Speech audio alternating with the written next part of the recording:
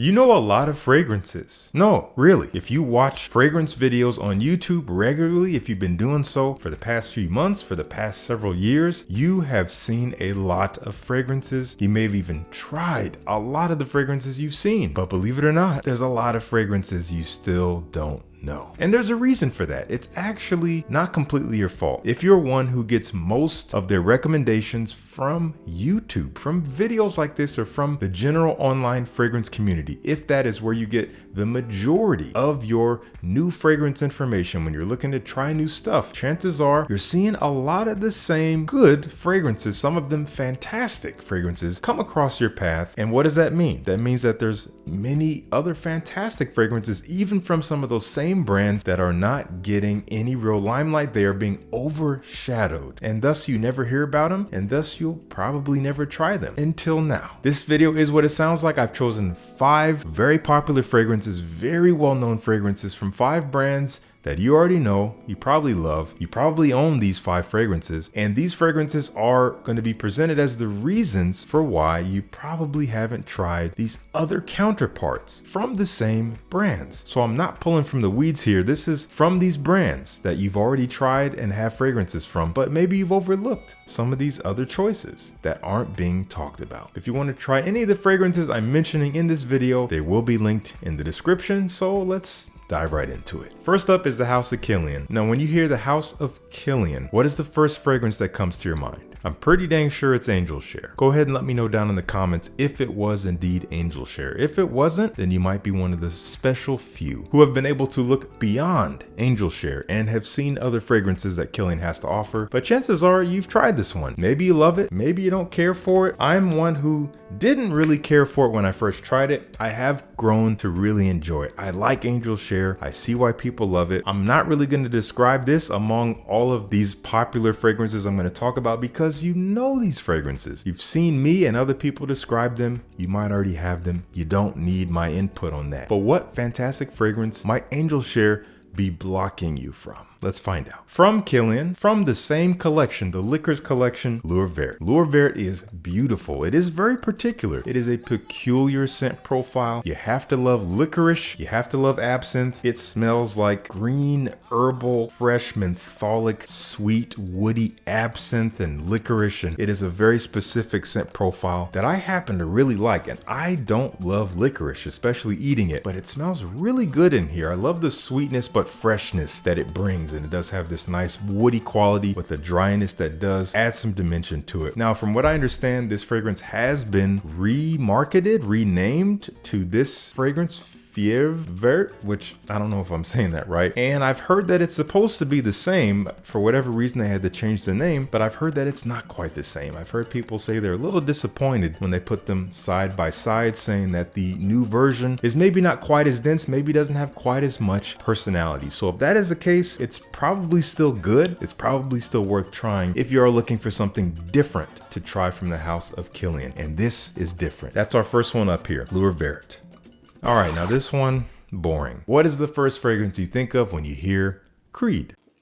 Yeah, I know. I read your mind. All of you. It's Aventus. Even if you didn't want it to be Aventus, it was Aventus. Let's be real. Don't lie. Don't lie. It was Aventus, and Aventus smells great. I kind of fell off with it. I'm kind of back on, not all the way. I got like one cheek on the horse. We're gonna pretend I didn't say that. I do like what Creed is doing with some of the newer batches. This is a newer F batch, and it surprised me. I enjoy it. It kind of reminds me of my older 2016 bottle back in its heyday, when it was still in its fullness and its richness before it started to kind of die off. Honestly, the scent is not what it used to be. This is giving me vibes of those times, which brings me way back to some happy times in my life when it came to getting started in this hobby. But once again, Aventus, it's a huge creature in the road. It's hard to see around it. So what's on the other side? Well, there are many great fragrances that are on the other side that I really love. I wouldn't say any of them are unknown or underrated. A lot of them are pretty well known. Stuff like Royal Oud, stuff like Silver Mountain Water, Elysium Imperial, Original Santal, and Original Vetiver. Love all of those fragrances, but this one is even more under the radar, and it's Vetiver Geranium. This collection in general, which is the Acqua Original collection, you don't hear much talk about it, and to be frank, I understand why. These fragrances fragrances are not usually the most interesting. There's something kind of hollow about them to me. They are very pleasant, easy to wear, high quality, but not necessarily special. However, at least for me, Vetiver Geranium is special. I've always enjoyed this. I've had this bottle for a long time. If you're looking for a super vetiver forward fragrance, believe it or not, this ain't it. Vetiver is in the name. It's kind of in the base, but it's not super vetiver forward. I get the dryness of woody vetiver, and there might even be some cedar wood in here adding to that as well. But primarily I'm getting geranium, apple. There's a fresh mintiness. It's kind of citrusy. It's a little fruity, crisp, bright. There's something bubbly, effervescent about it. Very refreshing. This is a beautiful everyday wear fragrance for like the spring and summer. You can wear this for pretty much any occasion when it's warm, and it smells wonderful and doesn't really smell like anything else. That's Vetiver Geranium. Was this the first fragrance you thought of when I said Creed? There's maybe one of you, whoever you are, bless you. All right, let's just keep this little game going. The mind reading game. When I say Xerjoff, what do you think of? We all knew. I knew, you knew, your dog knew. You thought of Naxos, didn't you? You thought of Naxos without even thinking you thought of it. How does that work? I don't know. You tell me. That's what you did. I heard your thought. Naxos, this rich honey, lavender, tobacco, strong, sweet, awkwardly fresh. Some people say it smells like a cleaning product. I get that vibe a little bit for the first hour or so, and then it actually dries into something really pleasant. Is it a good scent? It's a very good scent. Is it way over discussed? I'd say any fragrance that is over discussed is over discussed. You know what I mean. I'm not going to say, let's stop talking about Naxos, but what I am going to say is there anything else we can talk about? Well, there's a lot of fragrances from Xerjoff. Too many, honestly. And especially ones that don't get a lot of talk because there's so freaking many. One of them, which I can't authentically include in this video, is Richwood. This is a sealed bottle of Richwood. I haven't smelled it yet. I can't include it in this video, but I think it is even a little bit more under-discussed than the fragrance that I'm going to use as the underrepresented example in Xerjoff. But just wanted to let you guys know, some of you guys might say Richwood is one that needs more talk or one that is highly overlooked. I think I agree with you, but I can't speak on it yet because I haven't tried it, so more to come on that. But instead, we're going to talk about Zefiro from the same collection, from the 1861 collection. And Zefiro is this beautiful, bright, fresh, uplifting incense fragrance. This is incense, I think, for those of you who are a little bit weary or squeamish when it comes to incense. When you're like, I don't want to smell like a church. I don't want to smell like incense sticks. This circumvents all of that. If you want something fresh, bright, and easy to wear as far as incense goes, Zefiro is one to check out. It is cooling, it is smoky. There is something kind of boozy about it in terms of a white wine accord. When you first spray it on, it's woody for sure as it dries. There might be some other resins, but it is primarily dry woods, cooling, smoky incense that is fairly subtle, but does define the face of the fragrance. It doesn't change all that much on my skin, but it's very enjoyable and quite unique as far as incense goes. Again, no one's really talking about it. So that is Zefiro. If you have tried it, let me and everyone else know what you think. And if you haven't tried it, link to a sample in the description. Okay. Roja Parfum. What is it? What's the fragrance?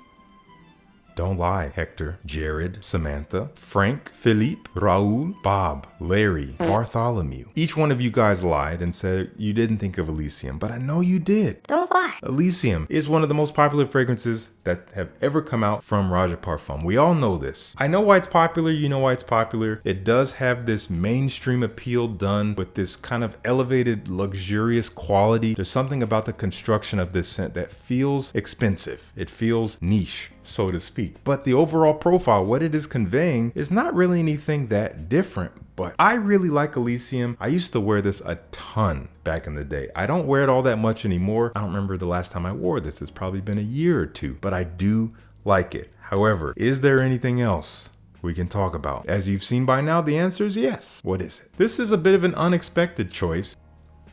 This is good stuff because this fragrance came out after Elysium. So it would kind of make sense that, yeah, of course, Elysium's going to be more discussed because it's been around longer. And this is true, but this fragrance is directly tied to Elysium. It had a lot of anticipation and it got a bit of limelight when it came out, but there hasn't really been much talk since. No one's really talking about it today. Some people were disappointed. They had their reasons, but we're talking about Elysium Eau Intense. I happen to really like this, and I like it even more than the original because it's more interesting. It actually smells niche to me. The scent profile is not just a mainstream run-of-the-mill trying to please everyone type of fragrance. It does have remnants of the original, but it has these sharper edges. It has something about it that is a little bit less mass appealing. And you guys know me, I'm an utter tryhard. I'm a niche snob, as many of you guys have said in the comments, so naturally I would like this more. Actually, I like it more just because I like it more. It suits my taste. There's no right or wrong when it comes to taste. I think you already know that. But this has a sharper element. Once again, there's a rhubarb here. The rhubarb is this kind of sweet, fruity, but also bitter, sharp juiciness to the fragrance. There's a grassiness here. There is still this citrus vibe. It is kind of icy. I think there's juniper berry in here also adding to that. And I think a lot of people were not happy about this, primarily for the reason they're usually not happy about expensive niche fragrances that come out. Performance. It doesn't really perform. It's not worth the money. Well, guys, let's be real. How does this perform? Is this a strong fragrance?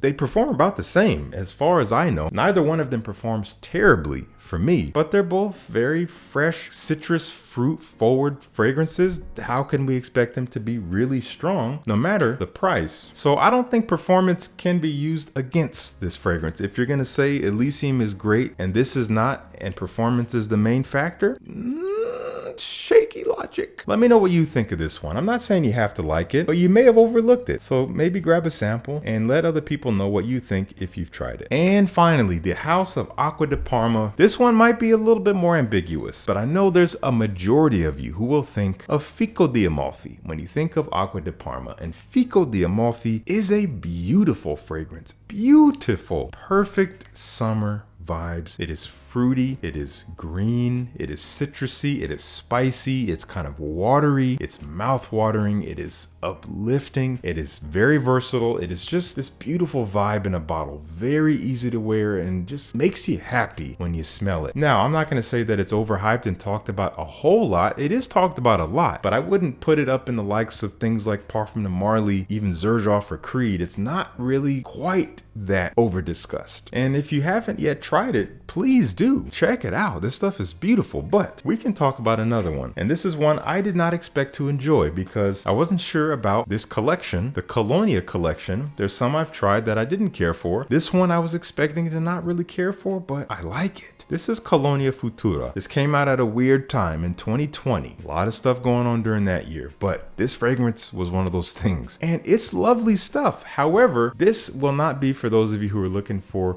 more youthful smelling fragrances. Fragrances that don't make you smell overly sophisticated. This smells a little mature, quite sophisticated, something in the realm of like Dior Eau Sauvage Eau de Toilette. It is that vibe. It is very citrusy in a natural way, a little bit herbal, kind of mossy, dry, but bright, very natural smelling, very put together, very refined. And yeah, you don't see a ton of talk about it. If you search for Acqua di Parma, you're most likely going to see Fico di Amalfi come up 17 times before you see this fragrance. I want to know what you guys think. Have you tried Colonia Futura? Do you enjoy it? Do you think it's just meh? There's no right or wrong here once again, but let me know down in the comments. I will make this a series if you want to see more of it. Nonetheless, again, links in the description. Let me know what you think in the comments, and thank you so much for tuning in. Peace. I'll see you in the next one.